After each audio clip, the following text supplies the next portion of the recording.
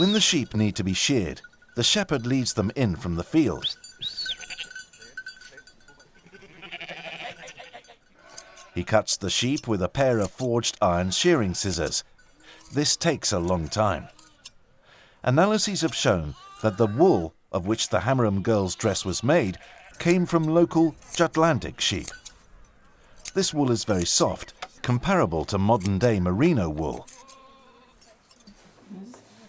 From archaeological finds, we know of primitive textile tools, such as spindle and loom weights.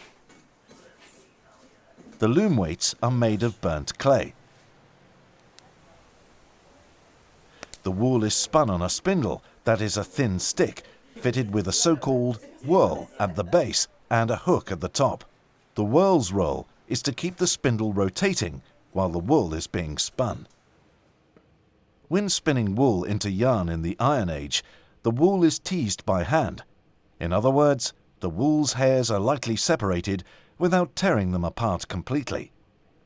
When the teasing process is finished, the spinner takes a tiny wad of the wool in one hand and with the other hand attaches the spindle's hook in the middle of this wad. The spindle is set in rotation. The hairs of the woolen wad are slowly pulled from each other and are gradually spun into a thread. The spinner alternates between keeping the spindle in motion and pulling new fibers out of the wad. It is important that the fingers holding the wad continuously spread the fibers so that they form a triangle before they are spun into the yarn. In this way, it is easier to pull new fibers out of the wad.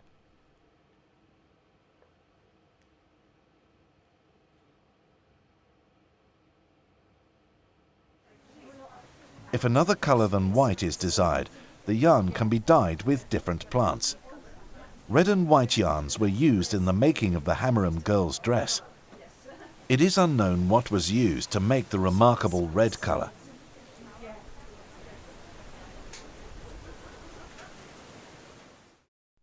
Before weaving, a warp must be made.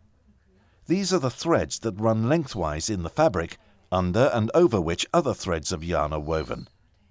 On a warp-weighted loom, the weaver first has to make a starting border. This is a narrow ribbon woven with two sheds. The yarn, which is woven through the warp, is called a weft.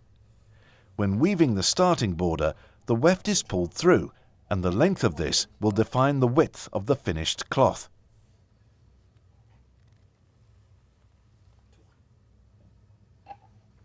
The Hammerum Girl's dress is woven in a twill weave. This is done by dividing the warp in 4 layers. This is done already during the warping process. It is important that the weaver uses the right number of warp threads per centimeter. During the warping, the threads are split into separate portions, which go with every loom weight. Every portion is looped up separately so that they don't tangle. In order to weave a piece of fabric that is 1 meter in width, 4 times 25 loom weights are needed. Therefore, the warping process must be repeated 25 times. The starting border has been sewn onto the bottom edge of the top beam, and the loom weights are tied to the separate portions of warp threads, so that they hang next to each other just above the floor. Here, the loom weights keep the warp threads taut. Around the warp threads, the weaver crochets a spacing cord, partly to keep an even distance between the separate warp threads, but also to maintain the width of the woven fabric. The spacing cord is pushed down until it is sitting just over the loom weights.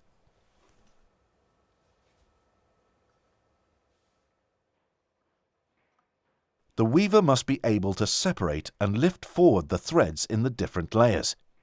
Therefore, heddles, tiny loops, are knitted around a heddle rod and every single thread.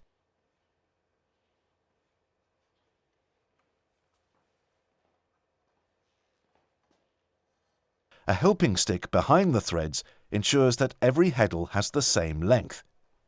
This stick is removed when the weaving begins.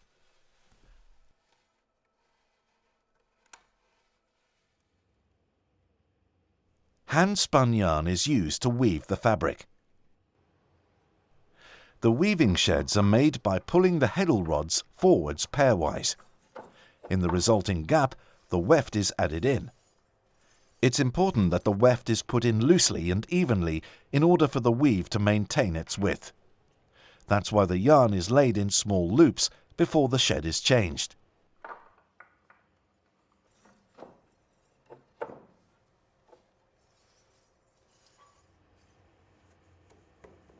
Using a weaving sword, the weaver beats the weft up.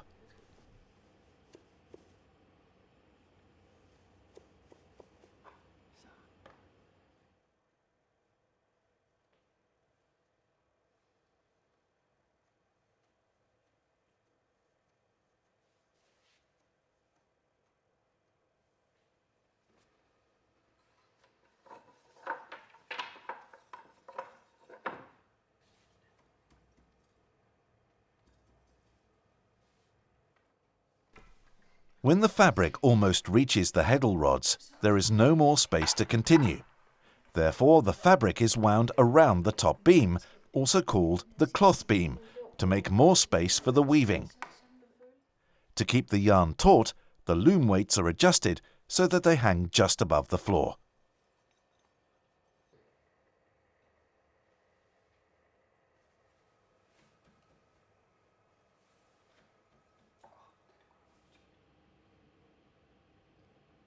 After finishing the weave, the fabric is sewn so that it forms a tube.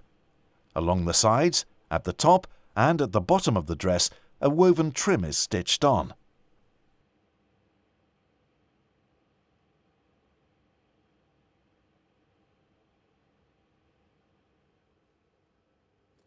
The dress's trim can be woven with tablets. Tablet weaving is a technique where tablets are turned to change the sheds.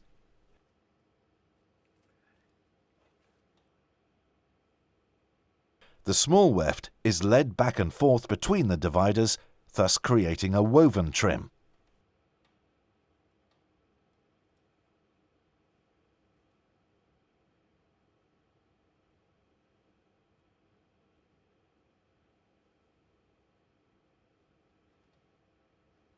The dress is now finished and can be held together over each shoulder, whereby the top edge forms both the neck opening and two arm openings.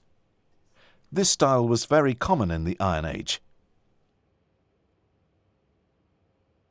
Around the waist, the dress is held in place by a belt, which probably would have been made of leather. This is what the Hammerum Girl's dress looked like. It has been recreated from innumerable analyses of her grave and the fabric found in it, as well as the incomprehensible knowledge we have of Iron Age tools and craftsmanship.